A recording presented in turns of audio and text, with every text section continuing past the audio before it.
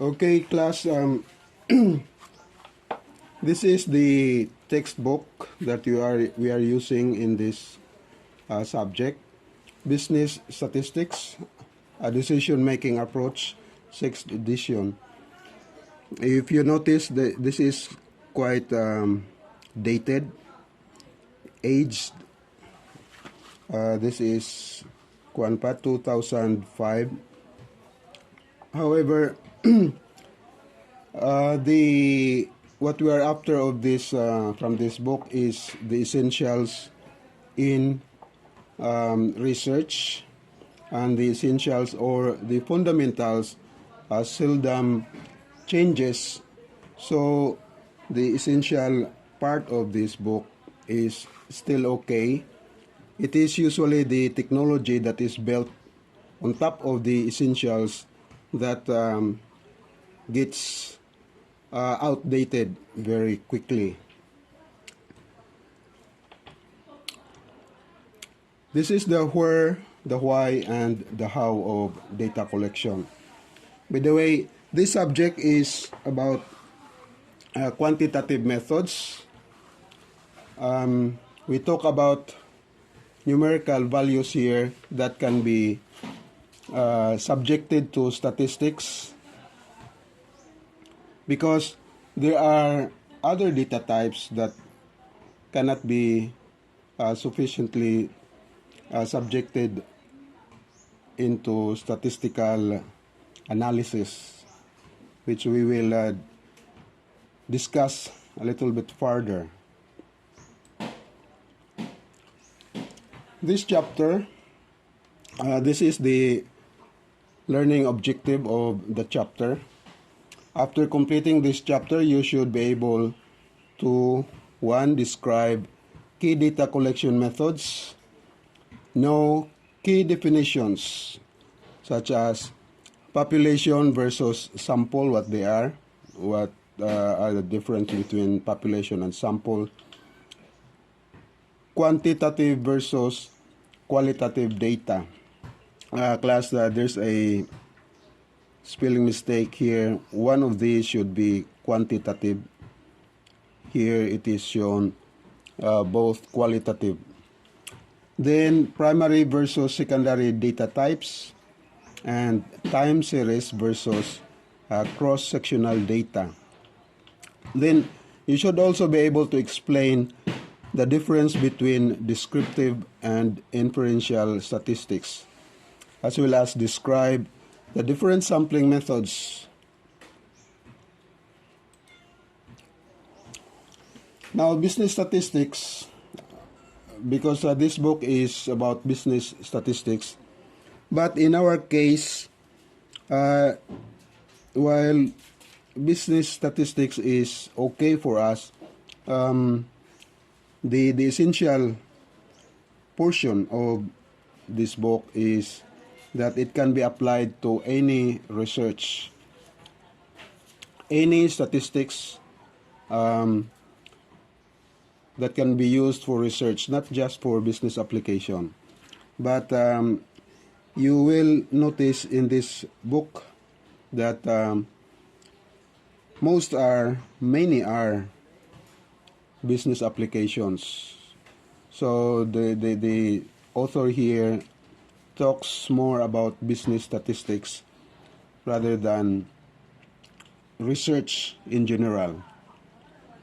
So this refers now to a collection of procedures and techniques that are used to convert data into meaningful information in a business, again, in a business environment, but again, it can be applied also to any discipline of research. Here, you have data. When you have data, you can apply statistical procedures, either descriptive or inferential or probability, and then you should get the result in the form of meaningful information. Now let's talk about tools in statistics. Again, it specifies business statistics, but for us, it is just statistics. We can have two types of statistics: the descriptive statistics and the inferential statistics. Descriptive statistics deals with collecting, presenting, and describing data. And describing the data using tools such as charts, graphs, and or numerical values, usually in the form of matrices or tables. Whereas inferential statistics class usually allows for the drawing of conclusions and or making decisions concerning a population based on only on a sample data. Why sample data? We will talk more about that later.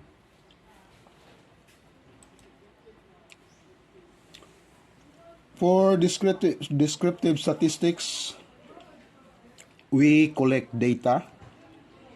For example, survey,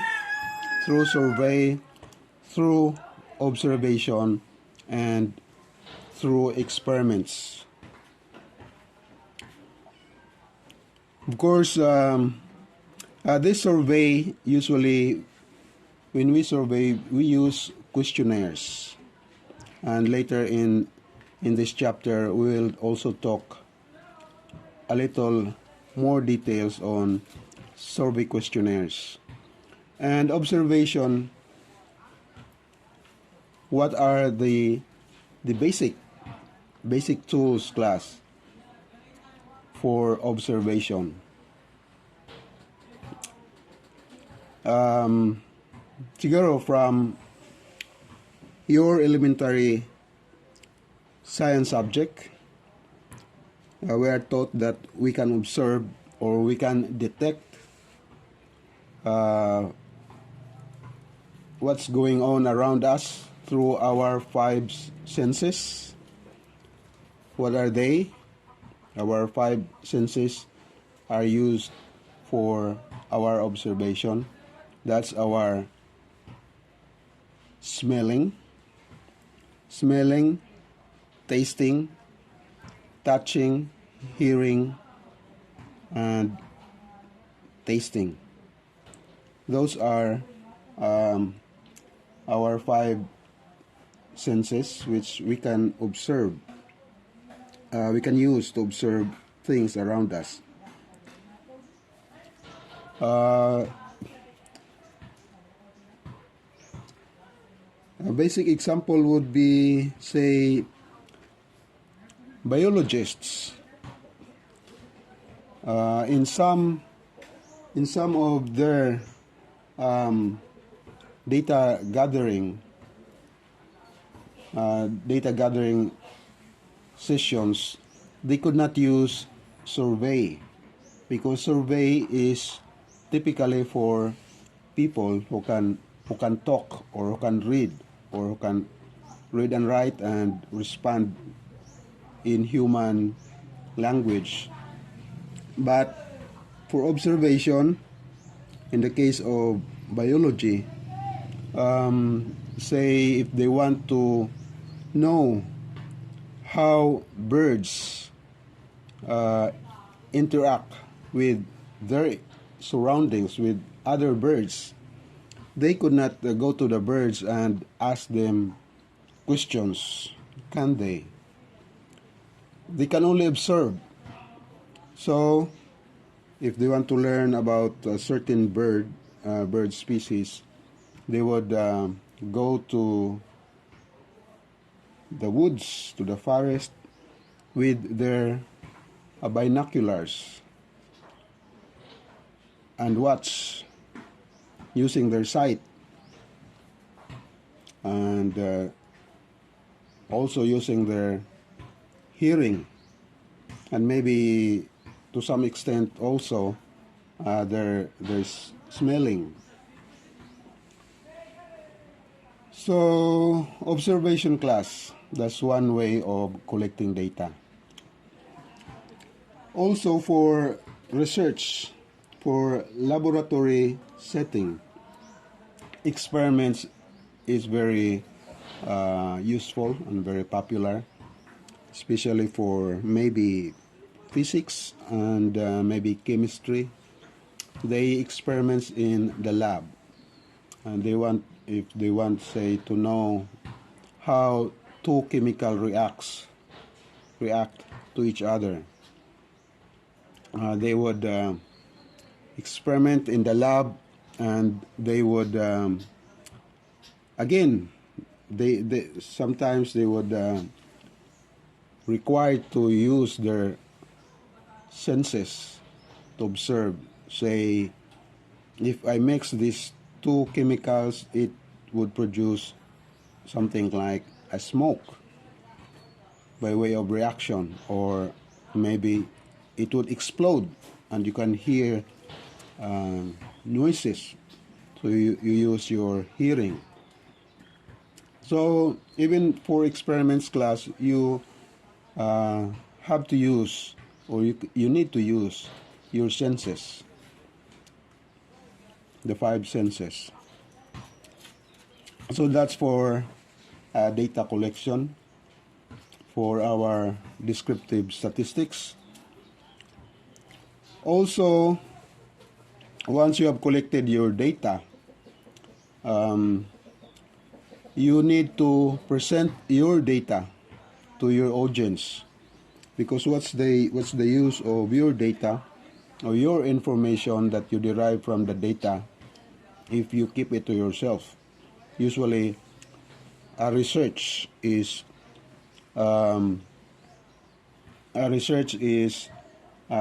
conducted not just for the person to know, but for the whole world to know. And so for that, the researcher would need to present his or her data. And the tools for this, one of the tools will be charts and graphs. Something like this, a polygraph, for example, or a line graph. Then also, sometimes we need to characterize the data that we have collected, characterize how they are related to others. Say, one object or one variable, how is it related to the other variables? And for quantitative data, that is numerical data, most of these relationships can be expressed using mathematical expressions, something like this. Sample mean, or the mean or the average of the sample data that was taken, equals the summation of x sub I over n, small n. I guess small n is usually used as the sample, the amount for sample.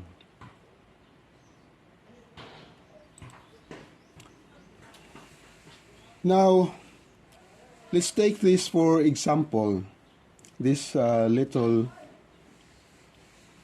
data set. This is a little data set. What do you think this data set is all about?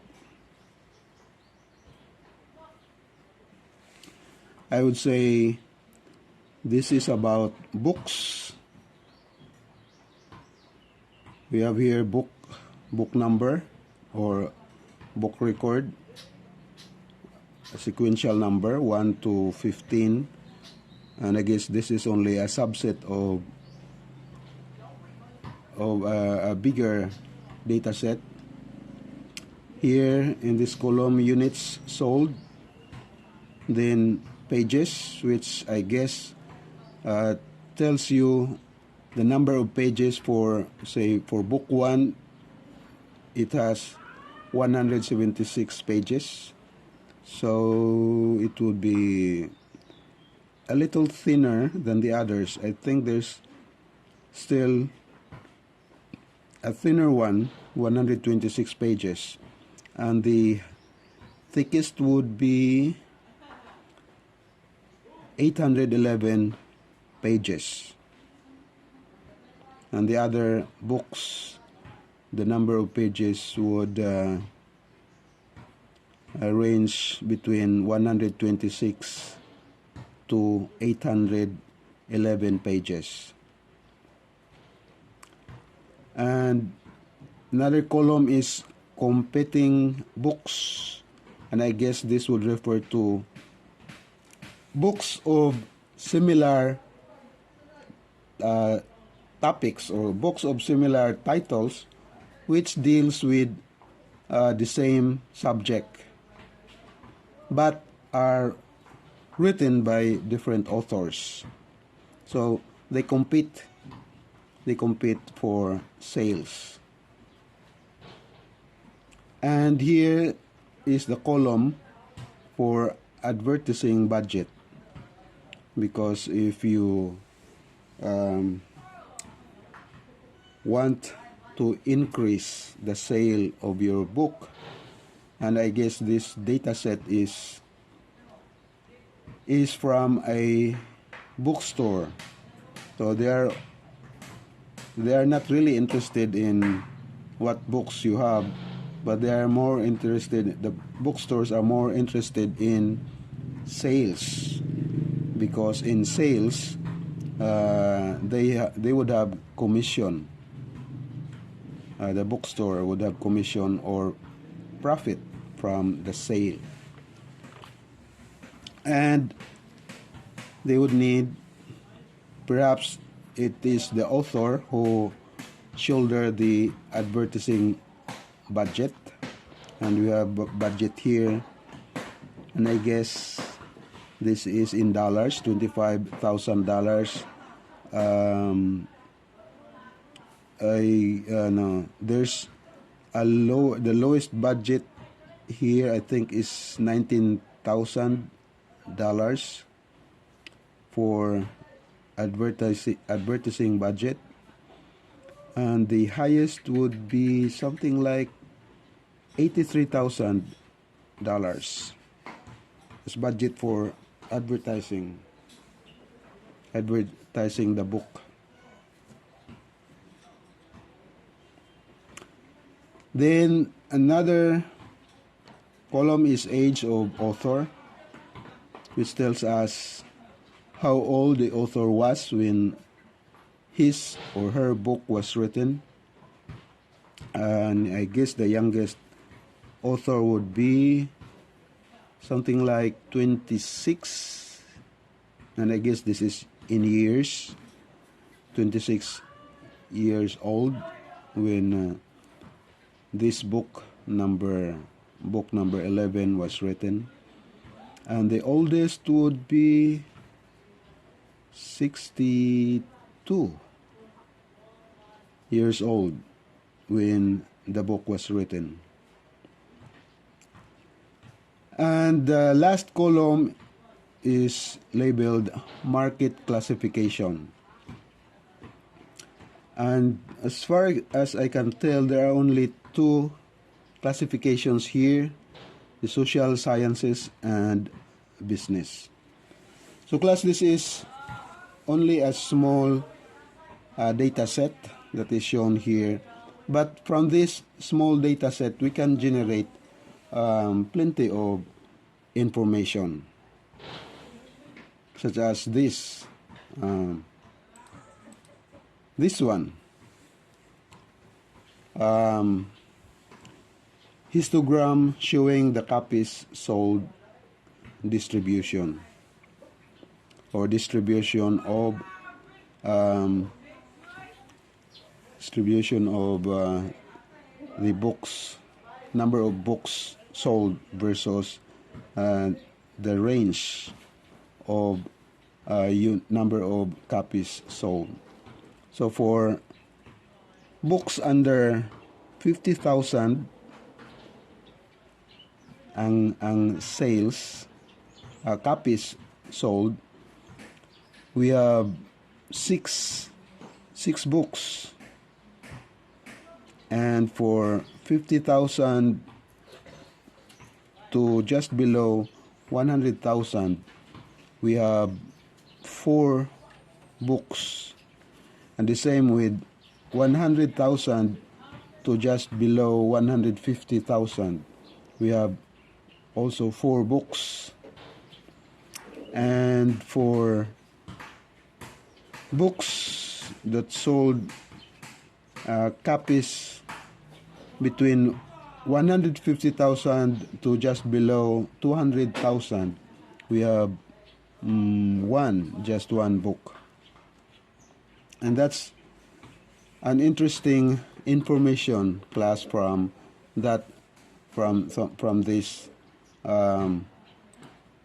this small data set. This is data, and this one is information. Also, this one, figure 1.3, bar chart showing copies sold by sales category or market classification. Total copies sold, market versus market classification. The market classification, as we can see from the list here, from the data set here, we can tell that there are only 2: social sciences and business. These are the classification of books that are shown here. These 15 books. So we plot this bar chart showing copies of books sold by sales category. For business books, the sales total copies sold is about 700,000, while the social sciences books, there are only a little over 300,000 books sold in that data set.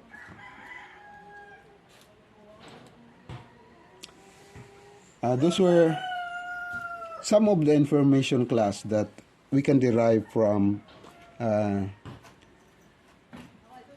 data given in a matrix form or tabular form. Now, let's talk about inferential statistics.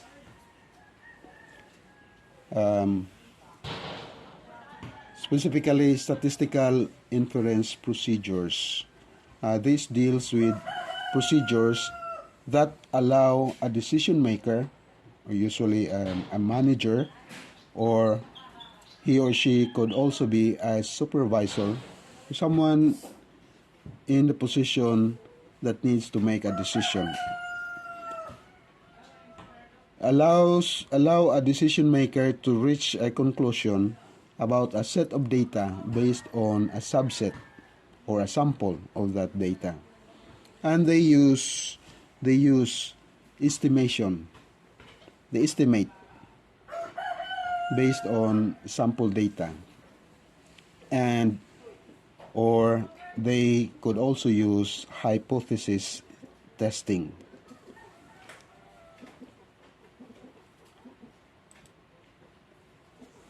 Now, sample of inferential statistics, business application. In business, how are statistical inference used? this can be used, class, in TV ratings. You know how TV channels compete with each other. Which of them is number one? Which one is number two, number three, and so on? Because the implication is that if you are number one, that means that would attract more advertisers, and more advertisings. And if that happens, then the TV channel would gain more income, more revenue for the management. So they fight for the top rank for the TV ratings. So this is one of the business application of a statistical inference. Now, TV ratings. The television networks cannot know for sure how many people watched last year's Super Bowl. The Super Bowl, this is obviously in America. Super Bowl is this is a game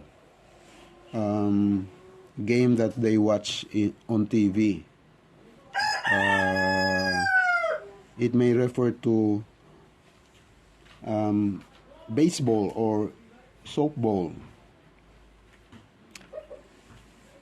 They cannot possibly ask everyone what he or she saw that day on television. Instead, the networks rely on organizations such as Nielsen Media Research to supply program ratings. So there are research groups. In the US, Nielsen Media Research is just one. Here in the Philippines, we have something like the Social Weather Station, which supplies us with ratings and percentages of followers. For example, during election campaign period, who is on top and who is below. For example, Nielsen surveys people from only a small number of homes across the country, asking what shows they watched, and then uses the data from the survey to estimate the number of viewers per show for the entire population. That's in their case, for the entire population. In our case, for the entire, they would generate numbers from the sample, based on the sample. How many watched the TV program, a TV program. Very popular, used to be very popular in the Philippines is, I guess, ang Provinciano sa ABS-CBN before it was shut down.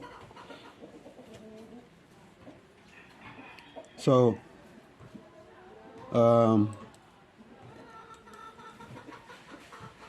that was one of the applications, class, for inferential statistics. Now, let's have a drill exercise. For the following situation, indicate whether the statistical application is primarily descriptive or inferential. The manager of Anna's fabric shop has collected data for 10 years on the number of each type of dress fabric that has been sold at the store. She is interested in making a presentation that will illustrate these data effectively. What do you think it is? What the manager wants? Is it descriptive or inferential? Plus, I think it is descriptive because here the manager obviously is a she, a woman, is interested only in making a presentation that will illustrate or describe. Describe is an antonym of this. Illustrate is an antonym of description or describe. So this would be primarily a descriptive statistics that she wants, not an inferential one. Inferential statistics would involve a conclusion, but here the manager she is just interested in making a presentation to illustrate, to show, to display, to describe the data. Now, how about this one? Consider the following graph that appeared in a company annual report. What type of graph is this? Obviously, this is a monthly sales versus the products, fruit and vegetables. This is categories of products: fruit and vegetables, meat and poultry, canned goods department, cereal and dry goods, and others. This is, by the way, food store sales.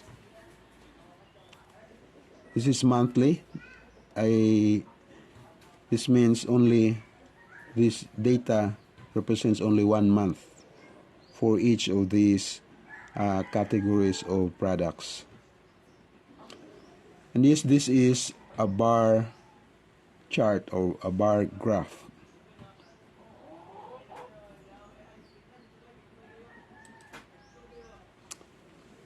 Now, how about this? The human resources manager of an automotive supply store has collected the following data showing the number of employees in each of 5 categories by the number of days missed or absent due to illness or injury during the past year. So, from these wordings, you can tell that this is the number of days absent for an entire year. So missed days here, missed days or absent, days absent, 0 to 2 days. And there are 159 employees that incurred this 0 to 2 days. And for 3 to 5 days absent, there were 67 employees involved. For 6 to 8 days absent, there were 32 employees involved. And for 8 to 10 days, there were only 10 employees involved. Now construct the appropriate chart for this data. To be sure to use labels and to add a title to your chart. But we will do something like that this class.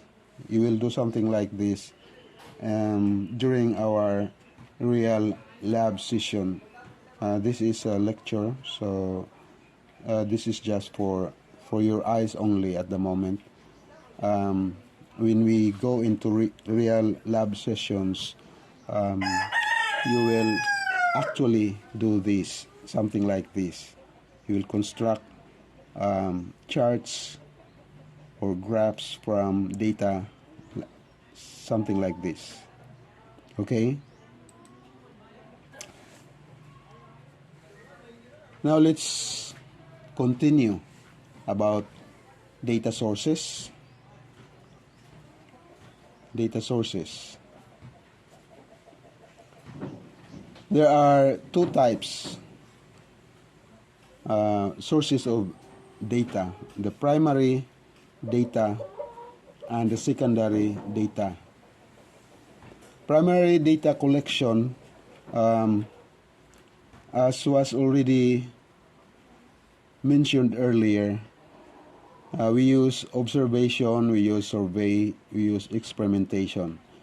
This means, class, that the researchers themselves are the ones who collected the data. In that case, the data that you collect, if you are the researcher, is a primary data. If you are the one who collected the data. However, if someone collected it and already stored it in a storage somewhere, like a print or electronic database, it is now a secondary data. Someone else collected it and probably made use of it. Maybe the person was researching and asking questions about things, and they left their data for others to also do something to make sense of the data that they have done. And that data collected by someone else and used by another person, another researcher, is already secondary data. It's usually compiled. If it is on print,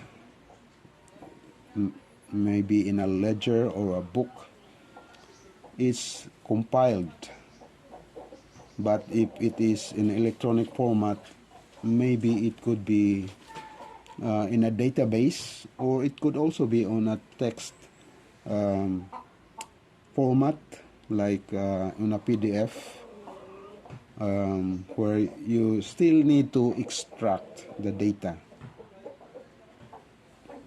to make use of it. So these are the two data sources class: the primary and the secondary data. Now, when you are in research, you need, when you do survey, you need a questionnaire. And a questionnaire usually have to be crafted or created or designed. And these are the steps that are usually followed when researchers design a survey questionnaire. First, they define the issue. What is the issue? What are the purpose and objectives of the survey? So you want to know the opinion of the majority about, say, a car park, or about a certain services on campus. So you state it clearly. You define the issue. Then next step would be to define the population of interest. You would ask which group of people would you want to ask your question from. Say if you want to know the opinion of students, most likely it is the students that you want to interview, not their instructors, for example. But still, you need to define kung student, which among the students would you consider the first years, the second years, the third years, or maybe the fourth years, or maybe all of them, all of the above. So define the population of interest. The next step would be to formulate the survey questions. Formulate the survey questions. Here are some important hints to make an effective survey questions or questionnaire. One is make questions clear, claro, and unambiguous. Ambiguous means a statement could be interpreted in more than one ways. So, pwede siya ma-interpret in several ways and still the interpretation is correct because the statement is not clear or ambiguous. So make it unambiguous, meaning clear. Another suggestion is to use universally accepted definitions, or meaning use simple words. Kanabang sayon ra sabton ang wordings. Not only the wordings, the sentence, the statement that you make should be easily understood. Kung pwede masabtan sa grade 1. Kay the objective of the research is usually the facts, the opinion, and it's not a reading comprehension test. Unless your questionnaire is about reading comprehension, then you can use different levels of grammar. But here, the objective is to make your questions easy so that the respondents could easily understand and respond correspondingly and properly. And another hint is to limit the number of questions. Why? Because if you ask too many questions, usually that would take too much time from the respondents, and if they are busy, they may keep postponing the interview or the appointment if they are busy. Keep it short, to the point. So these are 3 important suggestions when you formulate your questions. Then once you have your questionnaire, you need to pre-test the survey instrument. That means pilot testing with a small group of participants. Pilot testing. Say you test it with 10 or 20 participants and try to observe their reactions. Do they understand it easily, or do they have to think deep or think hard to understand your questions? Then you can also assess the clarity and length, because if you are the researcher, you may have different idea because the concept is with you for many days, maybe weeks and months already, but those respondents that you would ask to answer may not have thought of it, of that concept of that idea that you asked them about. So your level of understanding may differ. So it has to be clear, and the length would be also should not be lengthy. So that way, if after you pre-test, you would have the chance to edit, to rectify, to modify. You would discover a better way of framing your question, for example, through pilot testing. The next step is to determine the sample size and sampling method. Sampling method, we'll talk more about it later in this chapter. The sample size,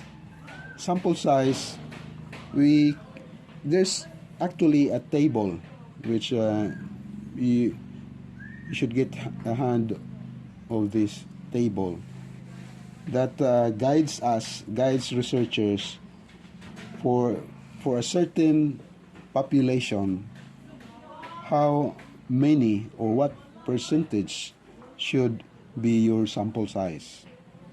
Say for a target population of 10,000, how many samples should you take that is sufficiently enough to be statistically significant? And then once you have done those, then select the sample and administer the survey. Go to the people that you want to ask.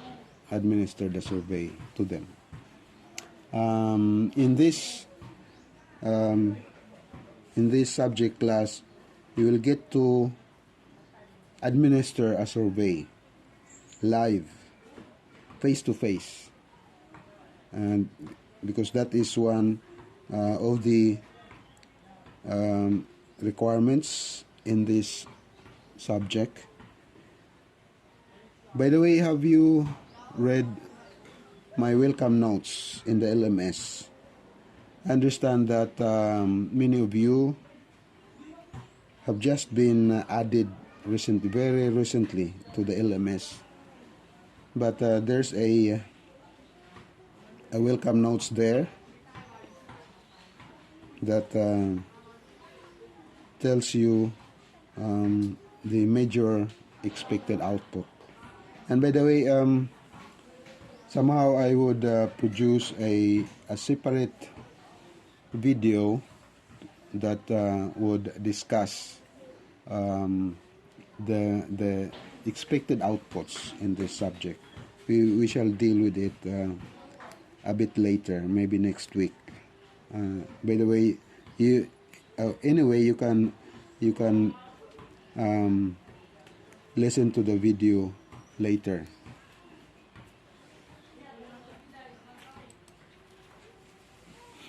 Now, more about designing a questionnaire. There are three types of questions, general types of questions. First is the close-end questions.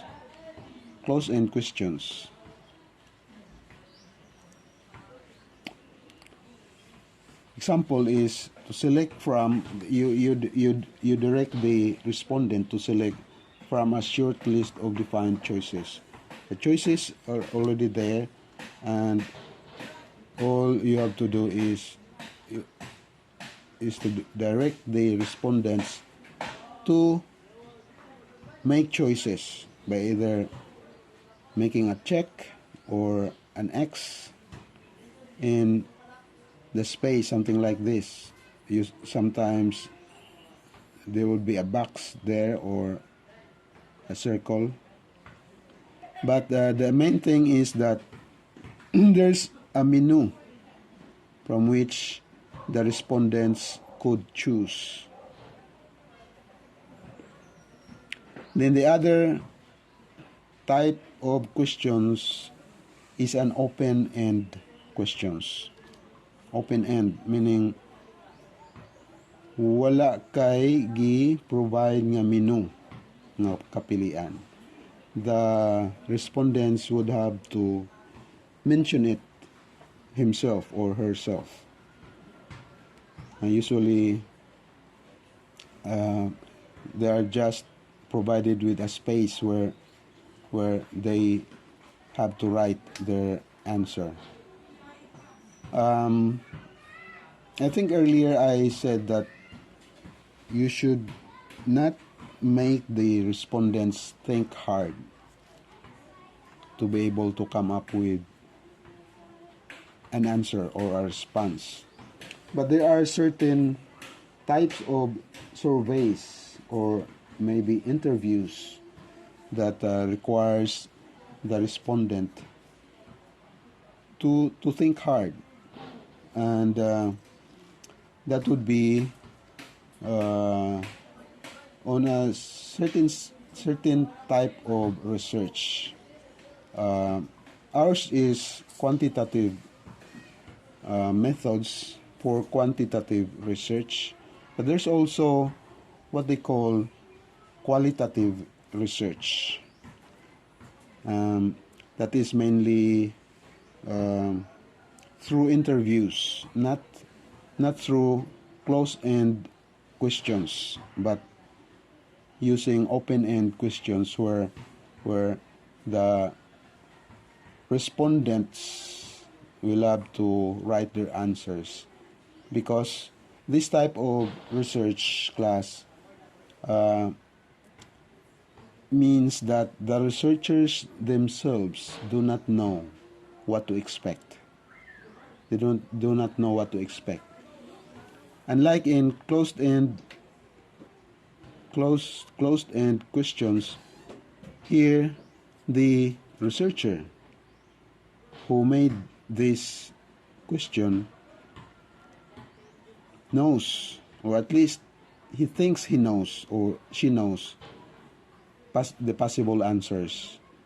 But in this type of questions, the researchers would like to learn from the respondents.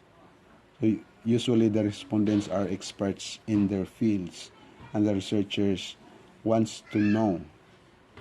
So their questions are open-ended because they expect to be surprised. Actually, the researchers expect to be surprised by the response of the respondents.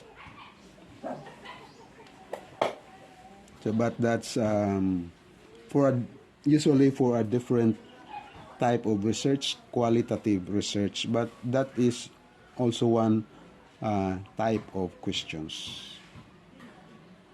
But for quantitative research, mainly we use something like this. Another type of questions is the demographic questions, and this is true for both qualitative research and quantitative research and methods. We generally ask for information or data such as gender. We know gender, male, female, and maybe others. Used to be just male and female, but now we know there are others. And also locations or addresses where people come from, or their income, or their level of education. Those are demographic questions and sometimes names. But usually if you include a field for names, there's a parenthesis that says optional. Because really, in research, we would not want to be personal because we want data that's not specific to a single person. Kasi research should not be personalan. Scientific investigation is not personalan. Now, still in creating a survey questionnaire, there's these challenges. There are challenges in creating a survey question or questionnaire. Developing a good written questionnaire or telephone survey instrument is a major challenge. And among the potential problems are the following. One is leading questions. Leading questions. These are questions that leads the respondents to a certain response. Murag, tuyoon na nila, if this is done intentionally, ituyo nila ang gituyo nila to lead the respondents to certain response. Here, example of leading questions. Do you agree with most other reasonably minded people that the city should spend more money on neighborhood parks? Maybe parking spaces is already an issue in the neighborhood, and so a survey of opinion of the people living in the area is commissioned, but this one is leading. Maybe they have, if this is intentionally done, the question is framed like this.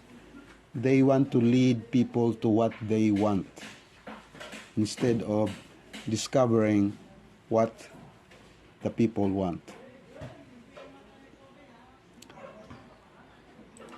This is the issue. In this case, the phrase, "do you agree?" may suggest that you should agree. And also, by suggesting that most reasonably minded people already agree, the respondent might be compelled to agree so that he or she can also be considered reasonably minded. You see that? So, suggested improvement, if you want to be scientific, is to make it simple. In your opinion, should the city increase spending on neighborhood parks? That's simpler and to the point. And no trap, no leading or misleading phrases. Okay? Another example of leading questions. Do you agree with most, what's this? Let's repeat, it's the same.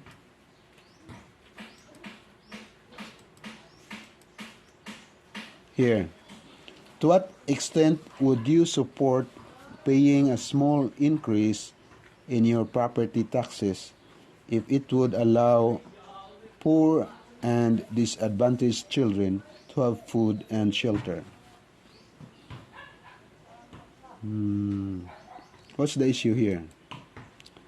The question is ripe or full of emotional feeling and may imply that if you don't support additional taxes, then you don't care about poor children.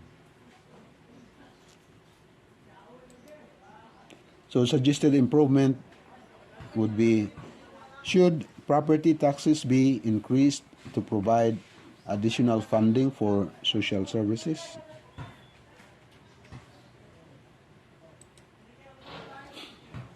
Now, those were two examples of misleading questions. Another challenge is poorly worded questions. Poorly worded questions.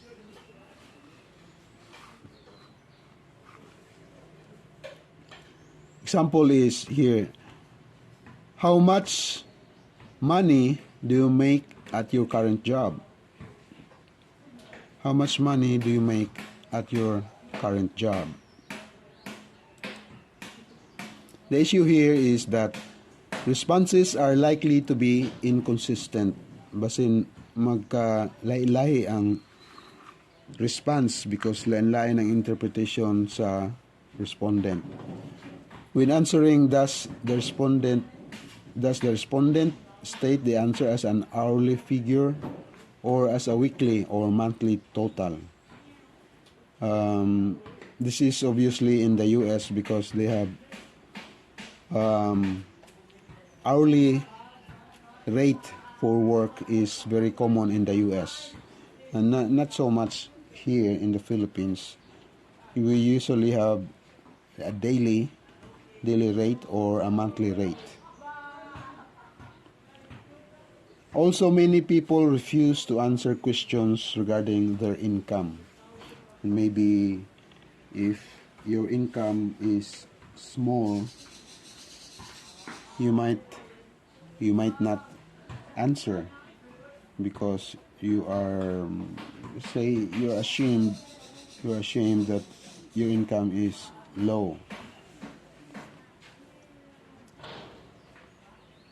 So what's a possible improvement?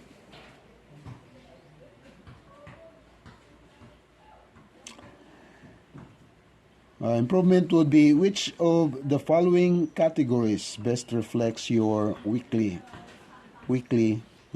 state yun siya ang yang for what period, daily, weekly, monthly income from your current job, and gave it in range under $5,000 or is it 500, or is it $500 to $1,000 or is it over $1,000?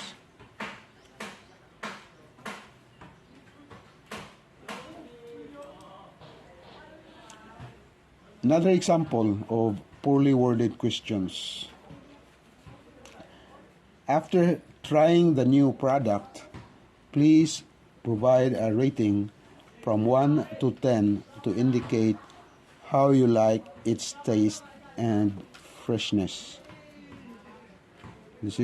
Why is it poorly worded? The issue is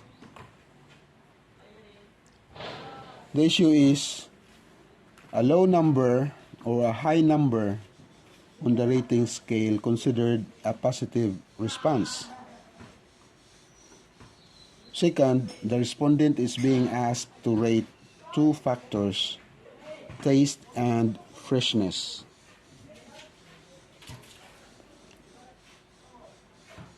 In taste and freshness in a single rating.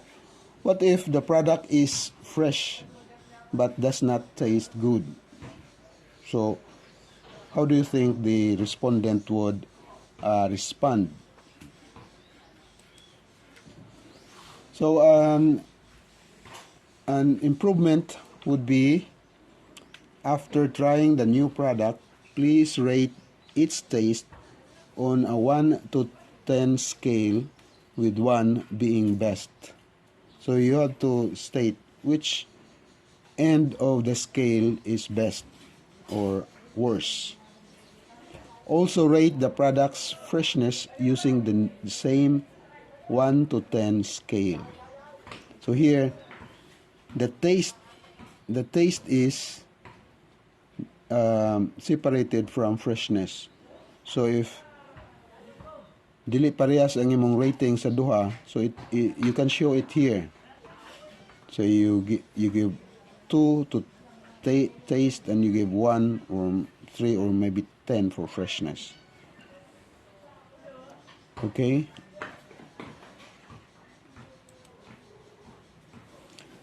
Now, let's skip this one. So next session class, we will continue with populations and samples. We will end this lecture here and wait for the next lesson. Thank you.